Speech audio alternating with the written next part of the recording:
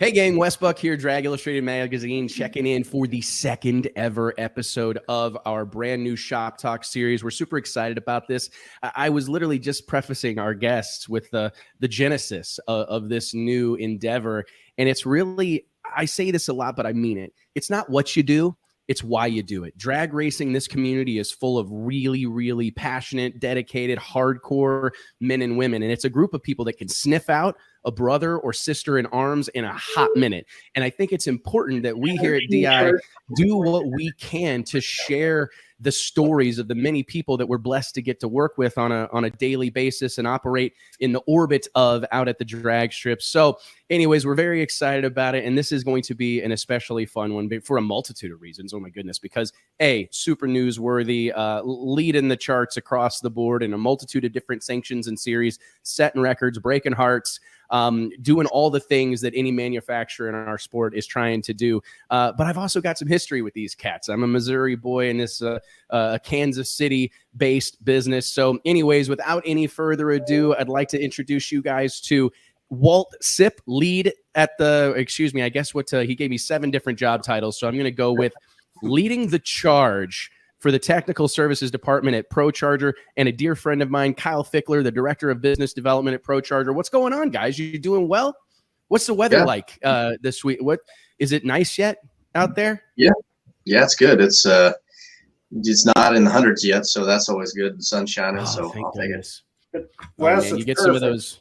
It's absolutely perfect, and that's the shortest story I'm going to tell all day. So take it while you can. Oh, right. I tell you guys, again, thank you for taking the time and being so generous with your time. I know you guys got a lot going on. I wasn't really planning on this, but being that we have an opportunity to talk about what's going on right now, we're fresh off the Route 66 Nationals, the NHRA's big return to Chicago, Illinois. It's been since 2019 that the big shows rolled into Joliet, and what a weekend it was. My goodness, across the board, we had some fantastic drag racing, but of course, near and dear our hearts here at Drag Illustrated, the Pro Modified division. What a weekend for you guys. You got to be feeling good coming off that. Yeah, no, that was great. We've had, the last couple of years have just been, really, really big deal for us anyway, being NHRA legal, then being able to have the success we've had. 2 world titles in the last 2 years, the number of wins we've had. We recently just had one of our company meetings. I got to show off our big display of Wallies and world championship trophies. So that's always impressive. But then, starting off the year, 3 straight wins, it's been really good for us. Plus the #1 qualifier at Route 66. So very awesome. It would appear anybody that drives Jose Gonzalez's hot rod can put that thing in the winner's circle, right? I mean, what a program they've established. Yep, absolutely. Yeah, they definitely got it together over there, and Justin Bond obviously has had some good success, even though, he had planned on starting the year, with a little bit different deal. He tested some different stuff, ran a different car at World Series of Pro Mod, and then shows up to NHRA and wins the first couple events. So definitely a good season to get going. I'm curious. So one of the things that I wanted to make a point to talk about here today, and you guys can kind of share this one, because if you think back, it's not been that long ago, right? I mean, you think about where some of these combinations started. I mean, and we got pretty used to seeing big inch nitrous motors in the late 80s, right? I mean, this has been around for a long time, which were, a staple of pro modified and fast door slammer drag racing for eons. The blown alcohol combination migrating from the funny cars into door slammer racing. And they were they controlled the arena for many, many, many years. We saw the twin turbo combination kind of have its moment, have it various times, right? At one point in time, a really experimental combination that a few people were having success with became a fairly dominant combination before all but going the way of the dodo. And here we are in 2023. I don't know that anybody could have predicted that a centrifugal supercharger, a ProCharger unit, which I believe at this point in time, it's safe to say that the claim to fame for ProCharger, self-contained oiling system, I mean, a lot of patented, trademarked technology. But I mean, me personally, it was pretty easy to believe that we were never going to really see a centrifugal supercharger make it much further than the local street strip shootout or, some fast, small tire stuff. But now it's become one of the chosen, one of the most sought after combinations. Can you guys just kind of collectively reflect on this evolution that has taken place? Because it's been going on for a long time, but it seems to have rapidly escalated. Yeah. Well, Kyle, I'll let Kyle talk here in a second about that. But one thing that's interesting, definitely in my time at ProCharger, is that, starting out, as a company being around since '94, I had my first ProCharger on a streetcar in '96. So I was a very early adopter of the technology, but I didn't come here until much later. But we really ramped up hardcore with the racing probably 10 years ago, and we were in radio racing when it was really getting started and things like that. A lot of big tire stuff when guys were making the nitro switch and so on. We really were making big progress. But as with anything, companies evolve and things like that, and our street products really started taking off, which took up a good chunk of our time and resources to further develop race products. So even though we ramped up pretty hard, we kind of plateaued there for a bit. We weren't pushing as hard. Other technologies, other brands, let's say, were able to get a foothold in some particular organizations. But again, as with anything, we all want to win. We were talking about before, that's what we do. Kyle's a racer. I'm a racer. That's what we do. That's what's in our company DNA. It kind of, as you mentioned, very few companies have that win on Sunday, sell on Monday mentality as much as we do, because it definitely crosses over. But I can tell you that when we entered into the NHRA realm, and even some of the, No Prep Kings races and some of the other things that we do, outlaw pro mod organizations, that we all hoped that we would be able to run at the front. We all hoped that we would win championships and we would be able to do that. But nobody would have guessed that we would have become as dominant as we have been in that form of racing lately. Even so much so, in some of the no prep stuff, when you consider Outlaw Armageddon, where there's pretty much no rules and we're still winning, it's just really proof to what a lot of the engineering guys and our staff here has done to work hard to get up front. So it's been pretty crazy. None of us would have expected it. We all hoped it would happen, but to be where we are is, really, really a good place to be. Yeah, Wes, I think Walt touched on a really important point there too. And it's, I was working for a different company at the time, obviously, but when ProCharger was first introduced and they're trying to sort through the combo, Steve Matusik at the time running twin turbo. So kind of looking, both of us had a relationship with ProCharger, not like I do now, but it's one thing to have success. It's another thing to dominate. And I think that's what's impressed me the most, my short time with the company, is just the continuous focus, or the ongoing focus, looking for continuous improvement. To where we're not sitting on our laurels. When you repeat as a champion, we all know what happens. You're in that, lead trophy. And at some point as a manufacturer, you want to see a lead trophy as a sign, sign of success, as reverence. And obviously it's a penalty at the end of the day. But our race teams have worked hard to overcome some of the rules changes. As a manufacturer, as an engineering team, we've worked extremely hard to continue to improve the product, and I think that's why you'll continue to see success.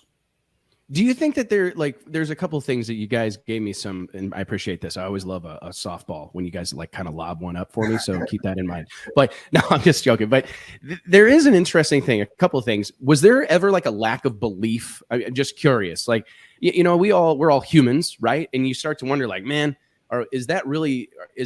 does that future exist for us, or do we got to stay in our lane? I mean, you hear that a lot, right? Do what you're good at, stay in your lane.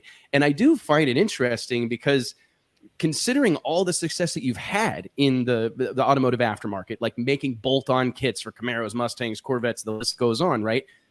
Was there ever any internal, I'm not trying to air out dirty laundry, but was there any internal squabbling? Hey, we should just focus on doing the streetcar stuff, focus on the automotive aftermarket and forego the drag racing stuff? Or was that something, you talked about being a competitive group of people, right? We want to win, but was there ever a moment where it's hey man, that deal's just not for us, or it's not worth, the juice isn't worth the squeeze necessarily? Because I do think you see a lot of companies, especially when you talk about like the major auto manufacturers, like it would seem that there's less of an interest in that race on Sunday, sell on Monday type of mantra. So I would love to hear like how that kind of culminated. And it seemed, like I said, escalated rapidly. I mean, this thing took on a life of its own in a relatively short order.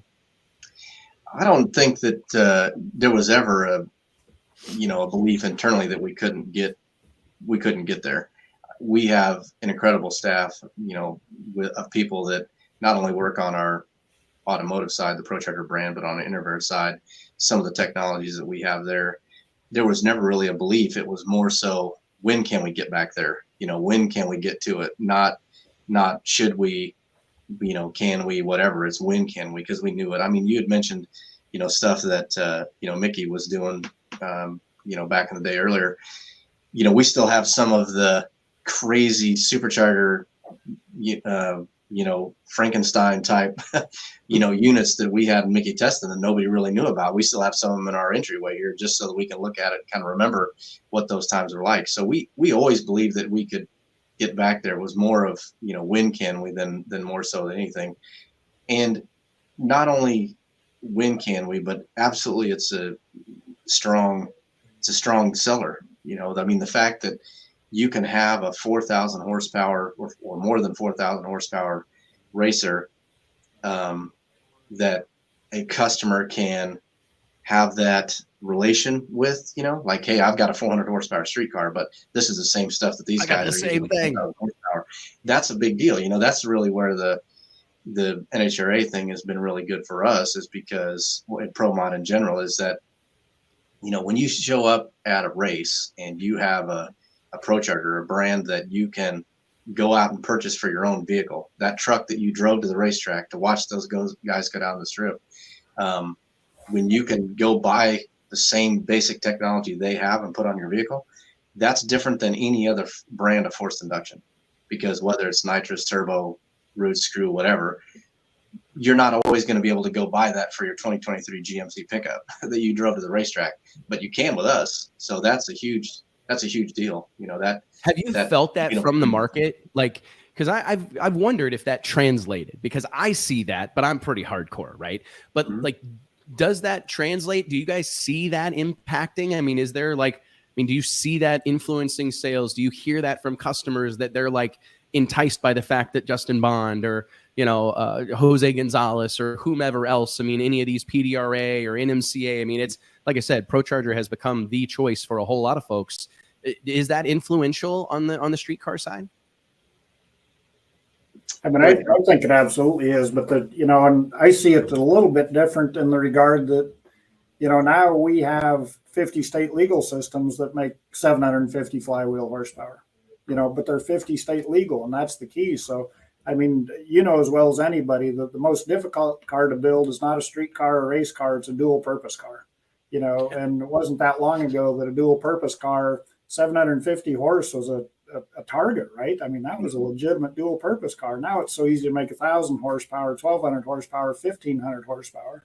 But our 50 state legal benchmark is so high, that it's truly, we're kind of closing that gap between the Pro Mod car and a 50 state legal system. We're making that gap smaller, and we're moving just as fast on the 50 state legal end as we are on the race end.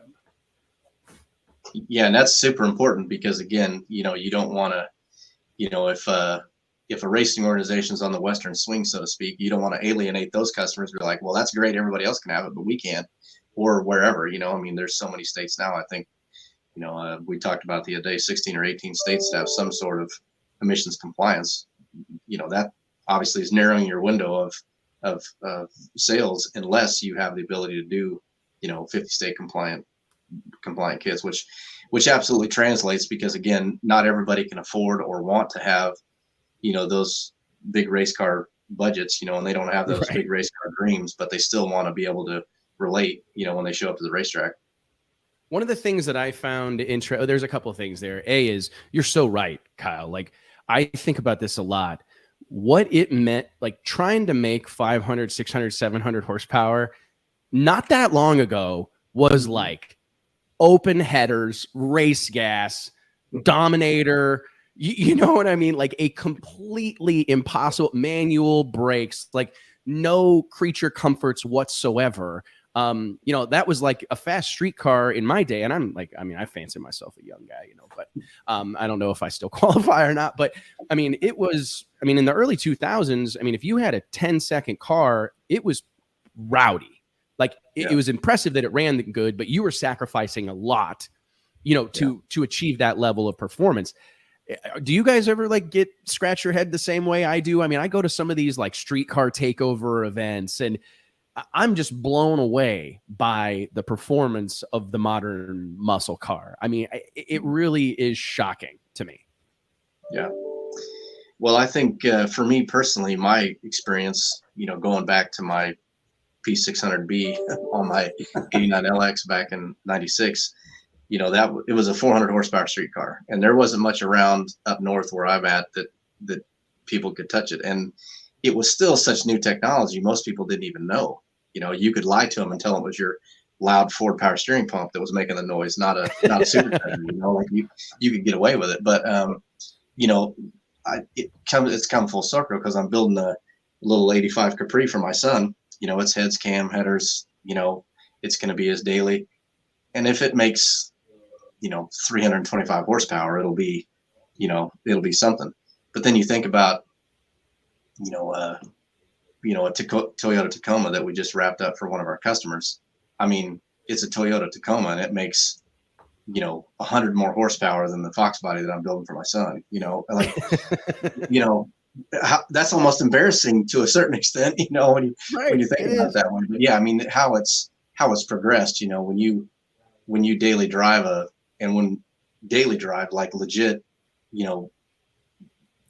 a 700 horsepower car, that's huge. That's nothing like what it used to be, How much does that, like the wear and tear that a ProCharger unit itself, like a head unit, sees in daily driving, in the grind that is the street strip? How much of that are you able to learn from what those things go through in those environments and translate that or apply it to the drag strip? Because it seems like, I mean, we think people are hard on stuff at the racetrack, and they obviously are. Max effort is always going to be a challenging environment, but man, people are hard on shit. I mean, like the average consumer is hard on stuff. Yeah. Well, I think that they are, and Kyle can talk to this point too. But one of the things that even think about some of our own test vehicles and some of our customer vehicles that have 200,000+ miles on the units. I recently just purchased one of our own company shop vehicles. It's the F-150 pickup, and it had 200,000 miles on it. It had the blower kit on it from brand new, and I wasn't afraid to buy it and take it home for my own use. So, wow. And I can tell you that you got used for industrial use and by every person here, and probably got beat on just as hard as you can imagine, just because everybody that jumped in it wanted to go for a good ride. But yeah, I mean, it definitely helps. That durability, that information that we learn from street use absolutely translates to the race stuff, and vice versa. Not only the efficiency and technology we learn from the race side, but the durability from the street side. Absolutely, it definitely does translate into making better products on both ends. That's the key, I think, Wes, is just living it. I'm glad Walt mentioned the Ford, because I think that same weekend I took our 2015 GMC that was our EO pickup when they introduced the LT engine. That's what I drove to NMCA Super Bowl a couple of weeks ago, and 165,000 miles on that thing, and it just purrs going up and down the road. It was, an absolute blast to drive, and made it fun to drive. And it was a 4-wheel drive crew cab. So it is kind of crazy, man. I mean, and I think those things are, I don't know, for me, it feels like it would be a badge of honor. I mean, honestly, if you told me that somebody had a ProCharger that had 200,000 miles on it, I think initially I'd call you a liar. That just seems, hell, man. I mean, it's having a Chevy Lumina that has 200,000 miles on it with a 3600 or 3100 in it is pretty impressive, let alone something with a blower on it. So tell me a little bit about, like, let's talk modern, like where we're at today. I want to wax poetic on a couple of these things and get nostalgic, but right now today, one of the things that I think is really interesting is how the and it's going to be easy to talk about Pro Mod, right? Because it's exciting. There's a lot of things happening in the news. But I think, and I've had this conversation with Eric Radson at ProCharger and a lot of different people over the years, how taken I have been by the fact that a ProCharged, even a blow-through ProCharge conventional headed big block Chevy, that's like a go-to power plant for your top sportsman, top dragster racer. And the reliability that I hear about from these guys, not having to turn them a ton of RPM, and I'm going to get myself in trouble, but like not having to fumble around changing nitrous jets or messing with timing all the time, because a lot of times that just introduces an opportunity for user error, that apparently is not there when you're running a blower. I mean, I just hear it so frequently. I mean, can you guys just kind of reflect on, I guess first and foremost, your pride on that particular thing? And I mean, Kyle, you're a sportsman drag racer. I mean, you're the definitive sportsman drag racer. I mean, are you surprised? I mean, you go to, Eddyville Raceway Park this past weekend, ProCharger car won the bracket shootout. They're everywhere now. Well, Wes, you kind of threw me a softball there because you probably noticed too, Jimmy Lewis doubled up down in Dallas in Top Sportsman with a ProCharger. And that's a fast car, and it's just Jimmy and Phyllis, right? And Jimmy's a good hand, Phyllis is a good hand, but it's just husband and wife out there running a low 6-second car with a golf cart and a toolbox. Nothing more to it than that. And so, Jimmy's obviously very maintenance conscious, stays on top of it, but really proud of his success this past weekend. And particularly in top dragster, you've seen a real shift once it became basically a 610 index class. It's just ProCharger after ProCharger after ProCharger, and super proud of that success. But those guys run. They're they don't even get 45 minutes between rounds late in the day. So you got to be able to turn that car in a hurry. Just hook up the battery charger, put some fuel in, and go again. Well, obviously we talk to a lot of our customers and racers or potential customers and racers too, and you just dealt with an email from one of our potential customers the other day and asking how well that you're able to bracket race one of these. They're obviously, they make a lot of power. They're used to seeing the heads up type racing and not sure how it's going to work for for brackets, but it's pretty easy to tell them that it'll work fine. We can tell them, we can spin the sails, we can do whatever we need to do to help tell them how good it's going to be. But really the proof is in the results. Like you guys mentioned, winning last week, at Eddyville and, winning at Dallas, we look back and say, well, you don't have to take our word for it. In 2021, we won top dragster and top sportsman national championships. We won nearly all but one division in NHRA top dragster in that same year. Last year, we won PDRA and PDRA top sportsman and elite top dragster championships. We can tell them all we want, but then all we have to do is show them the results that our customers and racers are getting, and it pretty much closes the deal. Because again, as you mentioned, you can absolutely fast bracket them, you can run them in comp, you can run them in slower brackets. One of our recent customers at Shakedown won top drag, same car, same blower, same everything. He won the 549 index and top dragster same weekend with the same car, same parts, same everything else. So clearly you can, you've got a lot of flexibility in it for all types of racing. So considering all this success, like what keeps you guys awake at night? Walt, I know as you like leading the technical charge at ProCharger and serving also as something of a motorsports manager and overseeing all these various racing endeavors. What's the thing that you're chasing right now? You've got world records at this point, championships. We talk about rapidly becoming a go-to choice for your sportsman level racer. What is the thing that you guys are chasing right now? What's the rabbit out there for maybe yourself personally? Is there something that you are trying to accomplish with the ProCharger platform? I think personally for me, what keeps me up at night is number one, being able to continuously improve our products for what we do. We, as I mentioned before, 4,000 horsepower, we want to make 5,000 horsepower. We in a range where somebody says, hey, I have no rules, I want to run as fast as I can possibly run. That's what we want. We're now the second fastest door slammer on the planet. Well, who doesn't want to be the first fastest door slammer on the planet? Those are the type of things that, 539 at 269, that's pretty good. But, let's run, 530, at 275, those are the type of things we're always trying to do. But also continuing, we have an outstanding track record as far as reliability and durability, but we're always pushing to improve that. There's always things that we can continue to do to make that stuff better, and reach more people. There's, for all of those guys, it's awesome when you show up and there's 18 of 32 top dragsters that have your product. Well, why don't all 32 have them?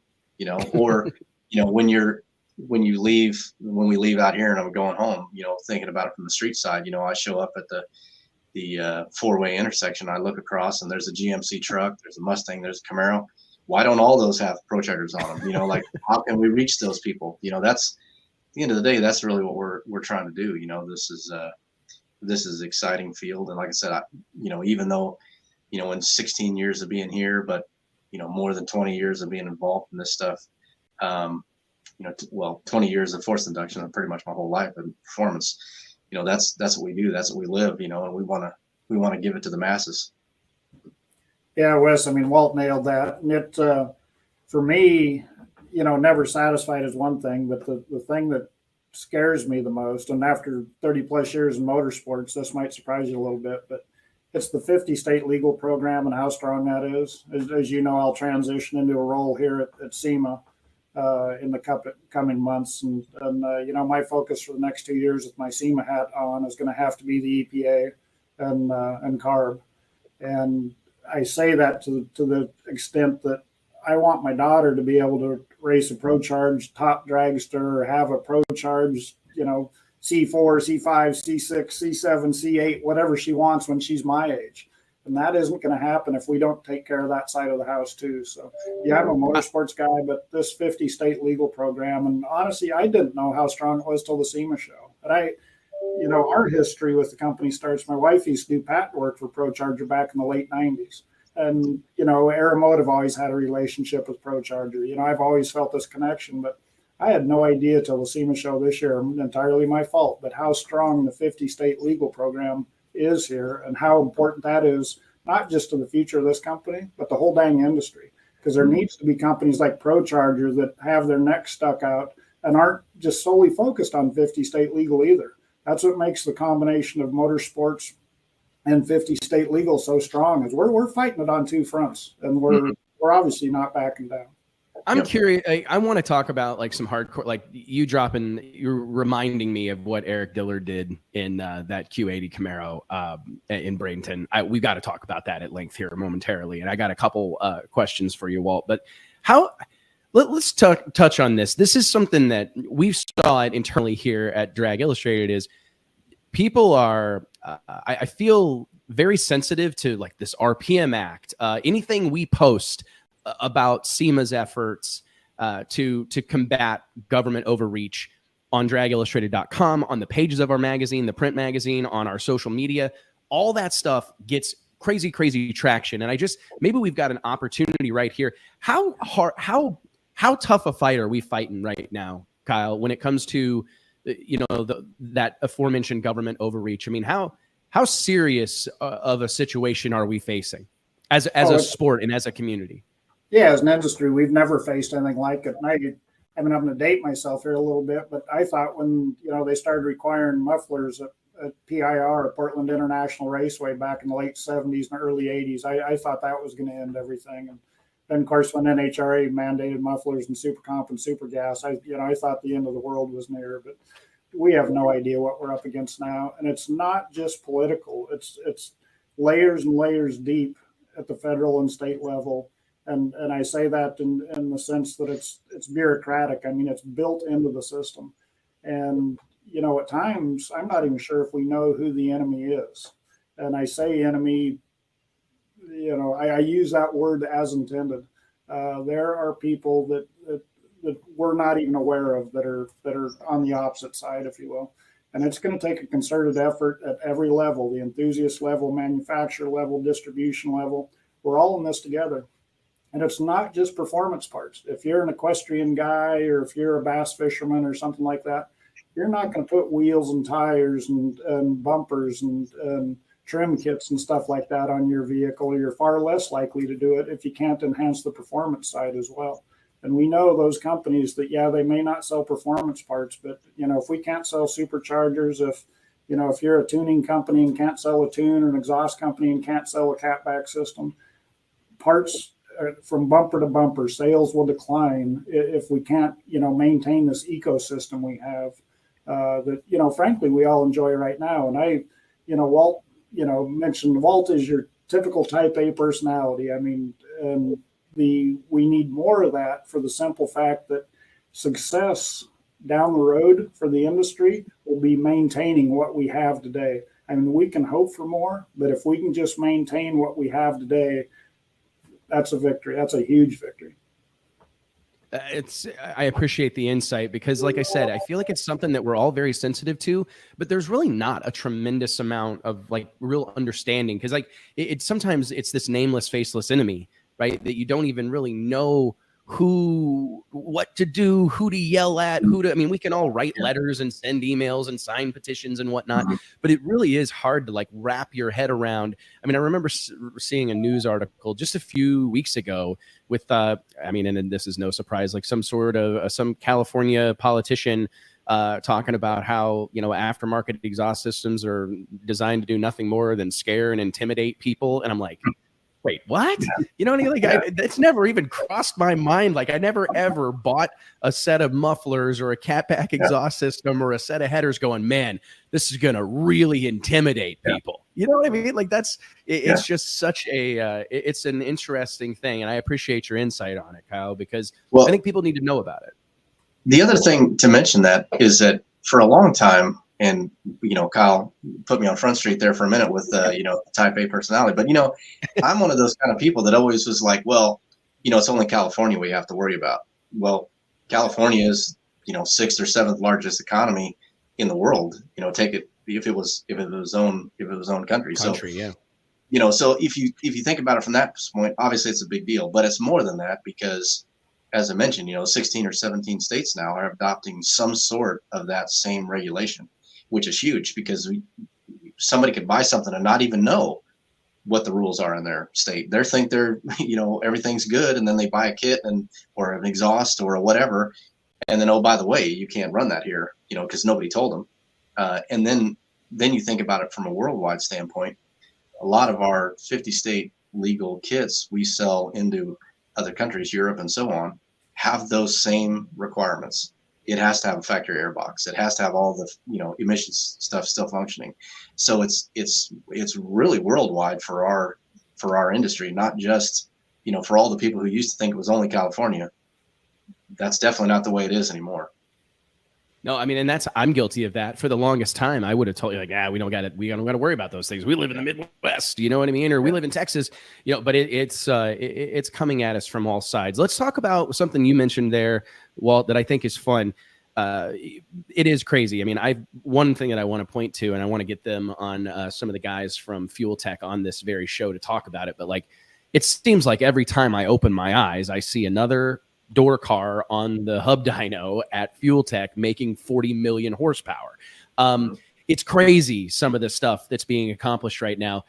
You talk about making 4,000, and I don't, I'm not trying to put you on Front Street, like you said, but I am curious, like, what does it look like? What's the challenge going from 4,000 to 5,000 horsepower? Like, let's be technical. Like, I want to learn something. I mean, what are you guys, what has to happen? I mean, say is it impeller speed? I'm just saying some random shit that I've heard you guys say, what is it? You know what I mean? That what's the pathway to 5,000 horsepower? Or I'm just curious. Yeah, well, there's two sides of that because, obviously seeing 3,500, 3,800, 4,000 horsepower on a hub dyno is pretty impressive. But, earlier you mentioned, streetcar guys, blow through carburetors and whatever. On that same Fuel Tech dyno recently, we had a big block Chevy with a carburetor make more than 3,000 to the hub, which, is a pretty big feather in the cap anyway, which, 5 years ago, if you said 3,000 horsepower on a carburetor, you'd probably, pass out. But yeah, so, I mean, going forward with that, there's a lot of different things that we can do. There's obviously the gearbox durability. Our new F4 gearbox we came out with a year and a half, 2 years ago, that's really upped our reliability at that power level, which has given us the room to not only go from the 140 that we had to a 140-1, the 144 or 145. Some of the successes that we've been able to do. The supercharger that was on the pass that you mentioned, that Eric Gilder was driving, that was the 144. Some of the design and some of the technology that we've learned from those bigger aero stages obviously will help us grow to that power level. I would say right now, crankshaft, we're probably closer to that 4,500 number than most of us even understand. So, but as with anything, anytime you try to go faster, anytime to make more horsepower, it's those little small increments. They're not usually big jumps like you'd hope they'd be. But a lot of the technology, thankfully, as I mentioned, not only on the ProCharger side, but on our industrial side with wastewater treatment plants and all the sorts of other technologies that we have some really, really smart people here that can help push that, when that can come up with those cool new designs, that can come up with stuff that's made to live 24/7, 365. That only helps our consumer brand so much more than a lot of people even know that as far as that's concerned. So whenever you talk about like arrows, because that was one of the things. So for those that don't know, and I think that these are sometimes we've found that we've got to be willing at times to like dumb stuff down and like talking, lay terminology honestly, we've actually found that like the more we do that, like even with our writing style, the better the stuff performs, and I'm just curious, like whenever you're talking about, it's gone from 140 millimeter inlet, right? So is that the terminology you use when you say aero stage? That's the size of the inlet getting bigger and bigger and bigger, right? Yeah. When you're talking about a turbocharger or a centrifugal supercharger, inducer and exducer diameter, that's the inducer diameter is the tip to tip on the inlet side. The exducer is the size tip to tip on the back side of the blade, basically. So those are the two big numbers that we would use because they affect airflow and performance differently. You can have a great big exducer and a small inducer. It might do some different things. Or vice versa. So that's kind of how we use it. The aero stage is the combination of that, not only the compressor housing size, how it looks internally, how it's shaped internally, how the actual impeller wheel itself is shaped. As you mentioned, the inlet size, the exducer, the inducer, those things, there's a combination of that. But that's anything that has to do with air coming into it and then air going out of it, anything in between there, that's the aero stage. So it just depends on which version it is. But at the end of the day, it's all compressing, moving air, and that would be what we would say. So when somebody calls up and says, hey, I'm working on a particular application, what do you think it might do? We're going to take the airflow that we're trying to compress into and fit the best aero stage possible for that combo. Thank you for that. So on is this a classic thing of like the next thing will be a 145 or a 146? I mean, is it a classic bigger is better type of thing? Is that where your guys' vision for the future is a bigger unit, a bigger unit, a bigger unit? Not always. Sometimes it's maximizing what you already have. In some cases, if you look back to where, 15 years ago, or 12 years ago, we had a blower called an F3R 139, great supercharger. It's physically larger than our F3R 136.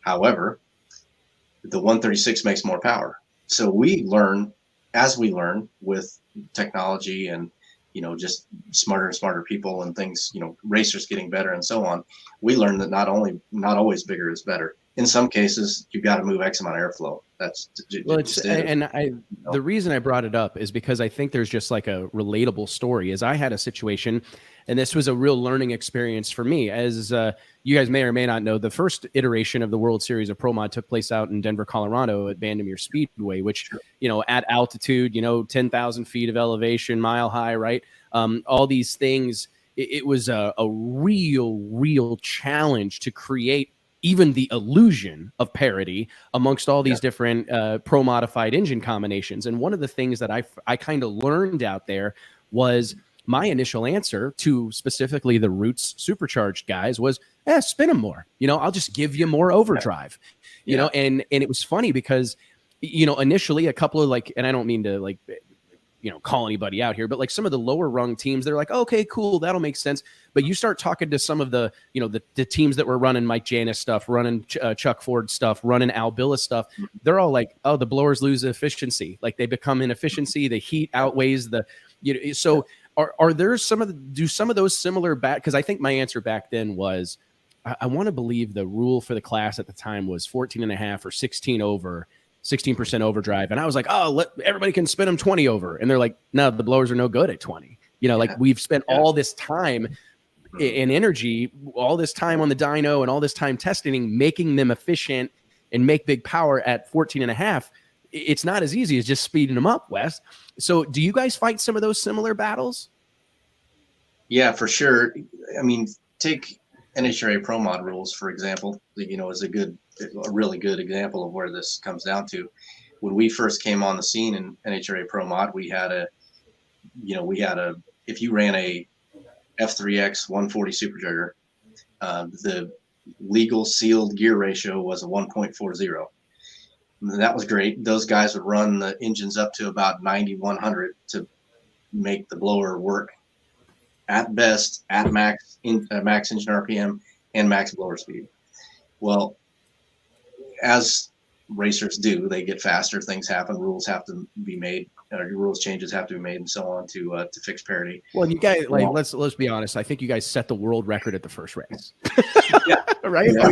It was people were pissed. But it was a hilarious moment for the sport, to be honest, because it was like a classic example of when maybe we haven't been paying close enough attention to what those guys with the ProChargers are doing, because y'all came to Justin Bond came to my race in Orlando, the race we did with Elite Motorsports and the guys at Orlando Speed World, and like lowered the boom on the whole class, right? Like mid 560, 563 or something like that. I think she ended up with the record that weekend. Yeah. Yes, and then goes to Gainesville for the Gator Nationals 7 days later, does the same thing or damn near it, goes 564 or something, and sets the world on fire. And so I was just trying to set the stage for what you guys ended up dealing with is the sealed gear ratio ended up having to be changed, correct? Yeah, and that's kind of to that point of it's not so easy to change when it comes down to that, because you think, well, maybe we'll just slow it down, so we'll change the ratio. But then when you change the ratio, it changes everything throughout the RPM range. It affects how the converter works. It convex, it affects what rear end ratio you might have. I mean, there's everything down the line. It's not quite as easy. And now with all of the changes that have been made, we're running a ratio that's much, much slower in the supercharger, much less blower speed. But now the engines have to be spun harder in order to compensate for it. So there's all different sorts of things that you have to do. It's not as easy as just slowing it down or put a bigger one on or whatever. It's really a total package. And that's really where the engine builders and the chassis builders have been such a huge help in this whole thing for all of us, because we can build the best supercharger in the world. And if we can't get anybody to use it or figure it out, well, it doesn't matter, because that's not what we do. But on the other hand, you can have the best engine builder or chassis builder in the world, but if they don't have the right power adder, well, it doesn't matter. It's still not going to go fast. So really, it's the combination of those things that really have helped us all grow, because, particularly when it comes to the racing side, because it's more than just us. It's more than just, the elites, the pro lines, the, extreme race cars. It's all of us working together to try to advance, the sport, so to speak, in this newer technology, because it's not something that everybody's used to. And having that data to go back to be able to continue to go fast. So. It's just science, Wes. Just science. Right? Just science. It's just science. I do think sometimes people get a kick out of hearing like some of the nuances of these things, because I do believe that it's really easy to think like, I mean, just using like the classic Top Fuel, like more nitro percentage, more nitro, you know what I mean? Like whatever. It's not always that simple, right? Because that introduces a whole new cast of characters in terms of problems and nuance and whatnot. So let's again, I just want to tell you guys how much we appreciate your time. I think this is going to be a real hit for us here. And so I appreciate you guys being so gracious with your time. I got a couple more things before I cut you loose. I would love to talk about the PDRA. I mean, you mentioned the success across the board you guys have seen over there, specifically in your top sports or top dragster, elite top dragster, which is not for the faint of heart. Holy moly. Yeah. But I would like to talk about some of the nuances between quarter mile and eighth mile drag racing. Like that quarter mile there's one place really left to organize quarter mile pro modified drag racing with the NHRA, which there's been a lot of scuttlebutt about, whether they should change to eighth mile or whether that's the answer. I have mixed emotions about it. I mean, we made the decision to make the World Series a pro mod eighth mile just because that was the prevalent unit of measure. I mean, that's where the largest inventory of cars are. So it made sense for us. But I can make a pretty solid argument that the quarter mile is that is the drag racing yardstick, right? I mean, it's the ultimate proving ground. It's the final proving ground. Can you, just kind of take us through some of the stuff that you guys have learned or, in kind of establishing dominance in eighth mile racing and moving over to quarter mile racing? Go ahead, Kyle. I'll let you start off. Okay. Yeah. Want me to set the table for you? No, I mean, I think as a manufacturer, obviously quarter mile is much tougher on parts, and that's true of engine, transmission, everything else. Also a little bit tougher to race, but I think that yardstick, or that's the barometer we choose to meet. I don't think as a company we have any problem with, if all sanctions were quarter mile. I mean, we've proven our chops, but that also goes back to Innovair, our industrial side. I mean, the fact that their stuff runs 24/7, they have 10-year commitments on these programs.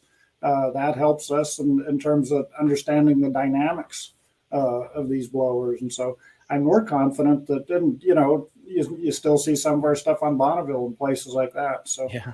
I don't know that internally from an engineering standpoint that we give a lot of consideration to the difference between eighth mile and quarter mile. But yeah, at the end of the day, eighth mile is easier. It's an interesting thing. Go ahead. Well, I was going to say the other thing I was going to mention is that honestly, for a lot of things, when you look at quarter mile drag racing versus eighth mile drag racing, I think that there's a lot to be said with guys who run eighth mile that try to pour it all on in that eighth mile. They probably run them just as hard, if not harder, in that eighth mile than some of the quarter mile guys do, because the quarter mile guys, the way that the car has to work and so on is different than somebody, you take you mentioned elite top dragster. Compare elite top dragster eighth mile compared to a 610 fast bracket. Great example. Great example. That guy's going to run 610 at 220 miles an hour. But you take an elite top dragster guy and he's going to run 370s in the eighth mile, at 195 miles an hour. He's pushing his stuff harder in the eighth mile than any quarter mile guy is going to do. Well, there may be no better example than like Top Fuel and Funny Car. I remember, I think it was Don Prudhomme who said when they made the move from 1,320 feet a quarter mile to 1,000 feet, he said, well, we'll just shorten the wick. We'll just shorten the fuse. Yeah. Yeah, no, that's a huge part of it because, from our stuff, whether it's eighth mile or quarter mile, we're going to help the customers try to set up their combo for whatever they need to be. And, from our standpoint, as Kyle mentioned, durability wise, I think we're good to go. Whether it's eighth mile, quarter mile, we're just going to try to get them there however they need to be. And honestly, in some of that heads up stuff, they're going to be pushing them just as hard, if not harder, whether it's eighth mile or quarter mile. So your durability, your performance, all that stuff that has to be on point, regardless of how far you're going. Closing notes here, guys, and I just want to talk a little bit about like a little bit of a wellness check, like the old guy that lives across the street, right? What do you guys take of especially like door slammer drag racing right now? I mean, we've seen sellout crowds. I mean, even us personally, like World Series back in March, we were blown away. We were even surprised, holy crap, there's a lot of people here. I mean, what's your guys' just overall take? Kyle, we'll start with you, from your SEMA hat and kind of perspective. I know I appreciate your perspective that maintenance is going to be important, but just what do you think about the drag racing community right now? Feels like we're in, I mean, is this a high tide moment? Absolutely a high moment. And I'm old enough that when I hear people say the golden days of drag racing and they're talking about the 70s or the 80s, I have pretty good recollection of the 80s, and it's never been any better than it is right now. Car counts every place we've been. I mean, we did as a company, we've done a lot of events in the first two quarters. Car counts have been huge. As you know, NHRA spectator counts have been huge. Even some of the events that have been rained out and postponed, brought back to other dates, which always hurts. have been super strong. So yeah, I think everything's pretty healthy. Now, that's not to say we're not seeing a shift. Things that were dominant 10, 15 years ago, aren't as dominant now, but that's okay. I mean, that's part of the evolution, right? I mean, if we didn't evolve, ProCharger as a motorsports manufacturer wouldn't be where it is either. So thank God for evolution. True. Yeah. Yeah, no, I think that's super important, and a really good point when you talk about it, because, yeah, I mean, whether it's radial racing, whether it's no prep, whether it's fully prepped, quarter mile, eighth mile, whatever, drag racing as a whole has changed. I'm not quite up there with Kyle. I joked the other day in our team meeting. I think he was selling wheels to the Flintstone mobile, so he's been out for a long time.